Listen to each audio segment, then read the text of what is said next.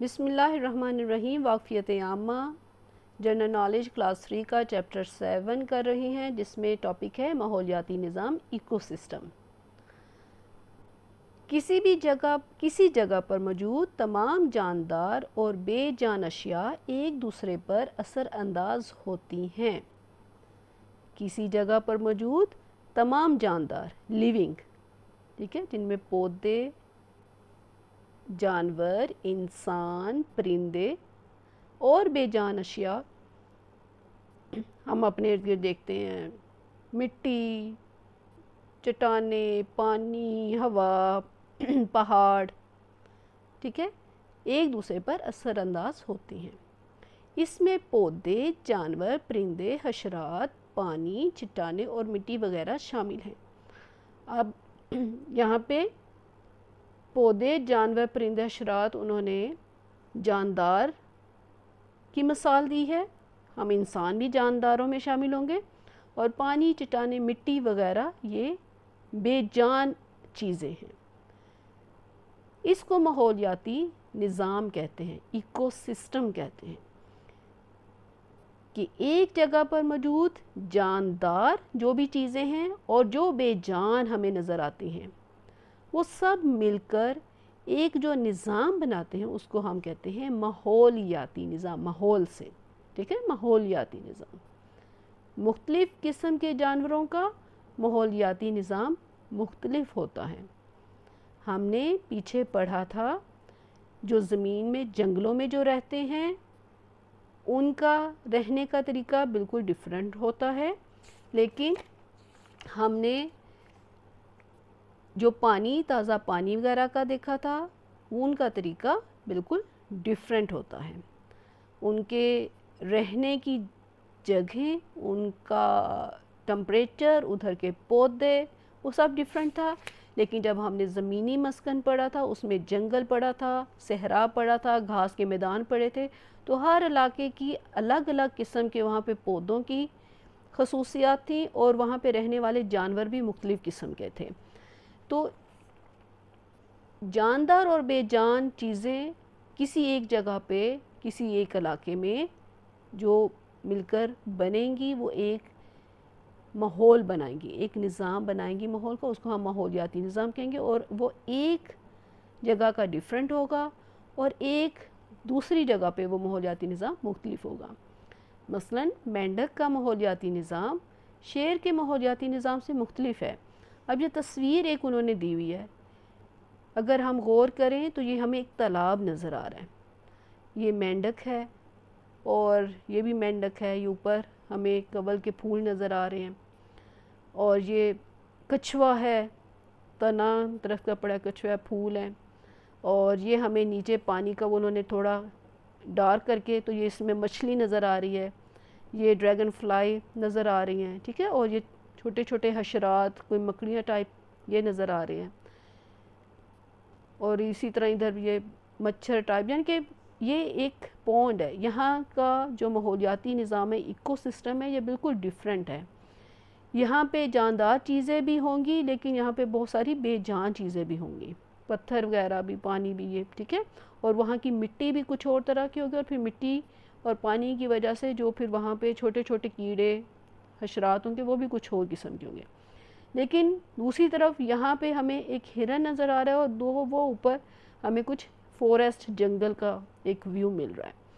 تو اب ہرن اس ایکو سسٹم میں، اس ماحولیاتی نظام جو کہ ایک مینڈک کا ہے، تالاب کا ہے، یہاں پہ نہیں وہ رہ سکتا۔ جو ایک مچھلی کا ماحولیاتی نظام ہے، وہ یہاں پہ نہیں رہ سکتا، وہ یہاں سے پانی پیے گا، چلا جائے گا جنگل میں، کیونکہ اس کا رہنے کا جو ماحولیاتی نظام جو اس کو سوٹ کرتا ہے نا، ایکو سسٹم، وہ جنگل کا ہے، اس کی آب و ہوا، اس کا کھانا پینا، ٹھیک ہے، اور اس کی حفاظت کا، وہ سب اس کو وہ سوٹ کرتا ہے۔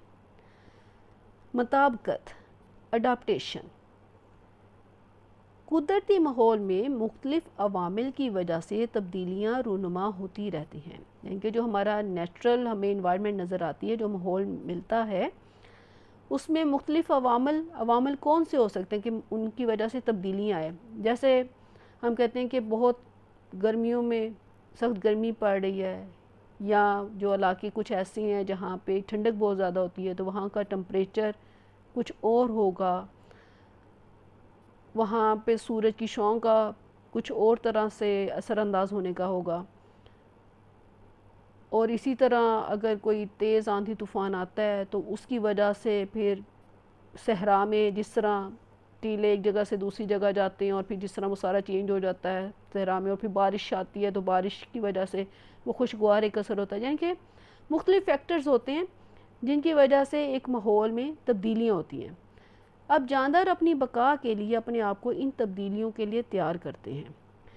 اب چھوٹی چھوٹی تبدیلیاں ہو نا، موسم کی تبدیلی کی وجہ سے کچھ ہو گیا تو وہ تو ایک نارمل سی ہے، جاندار ایڈجسٹ کر لیتے ہیں، لیکن کچھ تبدیلیاں ایسی ہوتی ہیں کہ ان کو اپنی بقا، اپنی زندگی کے لیے، اپنے آپ کو قائم رکھنے کے لیے، ٹھیک ہے، انہیں اپنے وہ سٹرگل کرنی پڑتی ہے، اور پھر اس خاص مسکن، اس خاص ماحول کے مطابق جب وہ اڈاپٹیشن، مطابقت پیدا کرنے کی کوشش کرتے ہیں تو پھر ان کے اندر خاص قسم کی خصوصیات حالات کا مقابلہ کرنے کے لیے پیدا ہو جاتی ہیں۔ اس کی آگے مثال آپ کی کتاب میں بہت اچھی موجود ہیں، وہ ان کو میں ابھی ڈسکس کروں گی۔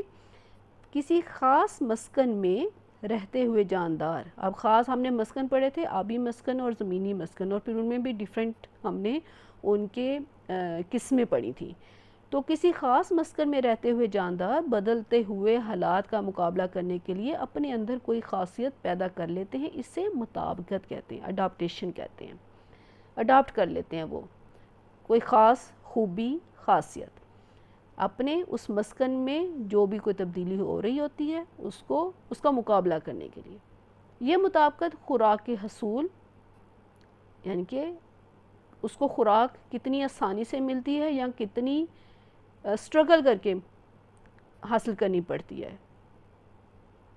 موسمی اثرات کہ موسم میں جو تبدیلیاں آ رہی ہیں، سردی سخت ہے یا سخت گرمی ہے یا پانی نہیں ملتا، وہ کچھ اس کے اثرات ہیں، اور دشمنوں سے بچاؤ کے لیے ضروری ہوتی ہے، اور دشمنوں سے بچنے کے لیے بھی جانداروں کو وہ تبدیلیاں ایکسیپٹ کرنا پڑتی ہیں، اپنی تبدیلیوں کو اختیار کرنا پڑتا ہے، وہ خوبیاں، خاصیتیں اپنے اندر پیدا کرنی پڑتی ہیں۔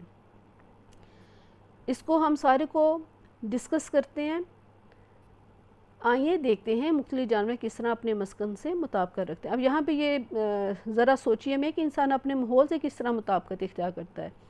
بہت سمپل سا ہے کہ جب سخت سردی ہوتی ہے تو ہم اپنے ماحول کو گرم کرنے کے لیے اپنے اس کو مصنوعی طریقے سے گرم کرتے ہیں، ہم ہیٹر چلاتے ہیں، آگ جلاتے ہیں، گرم کپڑے پہنتے ہیں۔ اسی طرح پھر جب سخت گرمی آتی ہے تو پھر ہم اسی حساب سے ہمارا کھانا پینا، ہمارا مشروبات ہم استعمال کرتے ہیں کہ ہم بیمار نہ پڑیں، ہمیں گرمی کا اثر نہ ہو جائے، لباس ہمارا چینج ہو جاتا ہے۔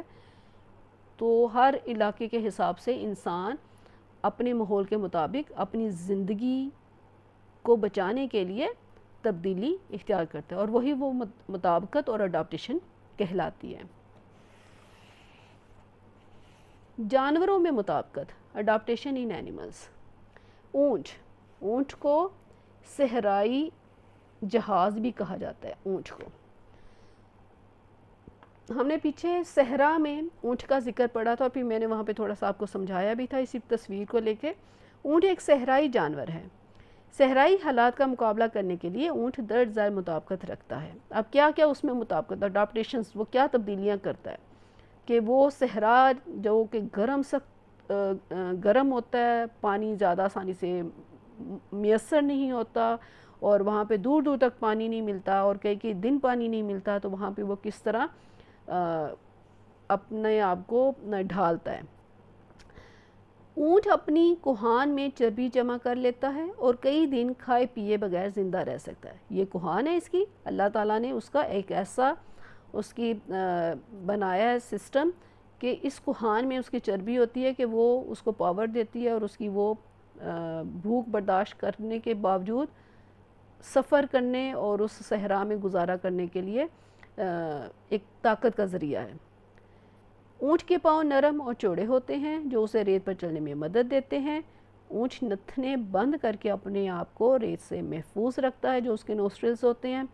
اونٹ کی لمبی پلکیں آنکھوں میں ریت داخل نہیں ہونے دیتی۔ ٹھیک ہو گیا۔ مچھلیاں ہر طرح کے آبی مسکن میں پائی جاتی ہیں۔ آبی مسکن میں رہنے کے لیے مچھلیاں درجہ ذیل مطابقت رکھتی ہیں۔ اب ہمیں پتہ ہے کہ سمندروں میں تو بڑی مچھلیاں، بہت بڑی مچھلیاں پائی جاتی ہیں ویز، لیکن ہمیں نہروں میں، اپنے دریاؤں میں یا کئی دفعہ فش فارم میں بھی مچھلیاں دیکھنے کا اتفاق ہوتا ہے، اور سردیوں میں تو گھروں میں مچھلی آتی بھی ہے، تو آپ نے اس کے مچھلی کے حصوں کو دیکھا ہوگا۔ تو ان میں کیا چیزیں ہمیں نمایاں نظر آتی ہے کہ مچھلی جب دیکھتے ہیں کہ ان کے جسم کے دونوں اطراف میں فنز ہوتے ہیں بیٹا، جو انہیں تیرنے میں مدد دیتے ہیں۔ ٹھیک ہے، ان کے سر کے اطراف میں گلپھڑے ہوتے ہیں، گلز ہوتے ہیں جو سانس لینے میں مددگار ہوتے ہیں۔ جیسے انسان کے پھیپھڑے ہوتے ہیں نا، لنگس ہوتے ہیں، ایسے فش میں گلپھڑے ہوتے ہیں۔ مچھلیوں کی دم 2 شاخہ ہوتی ہے جس سے یہ پانی میں آسانی سے تیر سکتی ہے۔ ٹھیک ہے، یہ ہمیں پتہ ہے کہ یہ شیپ اس کی 2 شاخیں ہوتی ہیں اور اس کو وہ موو کرتی ہیں۔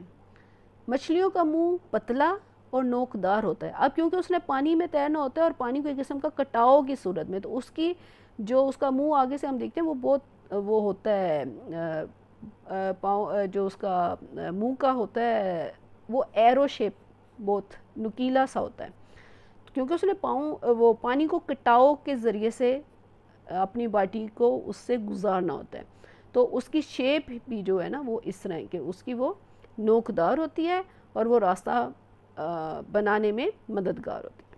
مچھلیاں اپنی خاص آنکھوں کی مدد سے پانی میں دیکھنے کی صلاحیت رکھتی ہیں۔ ٹھیک ہے، اور پھر اس کے بعد نیکسٹ مثال ہے برفانی ریچھ۔ برفانی ریچھ جس کو پولر بیئر بھی کہتے ہیں۔ ٹھیک ہے، برفانی ریچھ قطبی علاقے میں پائے جاتے ہیں جہاں سخت سردی پڑتی ہے۔ اب جو پولر ریجن ہے نا ہماری زمین کے قطبی علاقے، وہاں پہ شدید ترین سخت سردی پائی جاتی ہے، اور ہم نے پیچھے پڑھا تھا کہ وہاں پہ بڑے بڑے برف کے پہاڑ گلیشیئرز ہوتے ہیں جو کہ سمندر کے اوپر بھی تیرتے ہیں۔ ٹھیک ہے، یہاں سخت سردی پڑتی ہے۔ سردی کا مقابلہ کرنے کے لیے برفانی ریچھ میں مطابقت اس طرح ہوتی ہے، کیا ہے، اس کی کھال موٹی اور سخت ہوتی ہے، اس کی سکن جو ہے، کھال کے نیچے چربی کی موٹی تہ اسے سردی سے محفوظ رکھتی ہے۔ اب پانی میں تیرتے وقت یہ اپنی ناک بند کر لیتا ہے، کیونکہ اس کو برف میں تو نہیں اپنی فوڈ ملتی نا، تو اس کو فوڈ لینے کے لیے کیا کرنا پڑتا ہے، وہ سمندر میں اترنا پڑتا ہے، پانی میں چھلانگ لگانے میں، وہاں سے وہ اوپر برف ہوتی ہے لیکن پانی وہ گرم ہوتا ہے کہ اس میں مچھلیاں زندہ ہوتی ہیں، کیونکہ اگر وہ نیچے بھی یخ ہو تو وہاں پہ پھر برف جمی ہو تو پھر اور تو کسی چیز کا اس کی فوڈ ملنے کا تو بہت مشکل چانس ہے نا، تو وہ مچھلی حاصل کرتا ہے، اپنی فوڈ حاصل کرتا ہے پانی سے، اور پانی میں تیرتے وقت وہ کیا کرتا ہے، اپنی ناک بند کر لیتا ہے۔ یہ بہت خوبصورت سین ہوتا ہے جیوگرافک چینلز وغیرہ پہ جب ہم پولر بیئر کا دیکھتے ہیں۔ سونگنے کی تیزی اسے شکار کو ڈھونڈنے میں مدد کرتی ہے۔ ٹھیک ہے،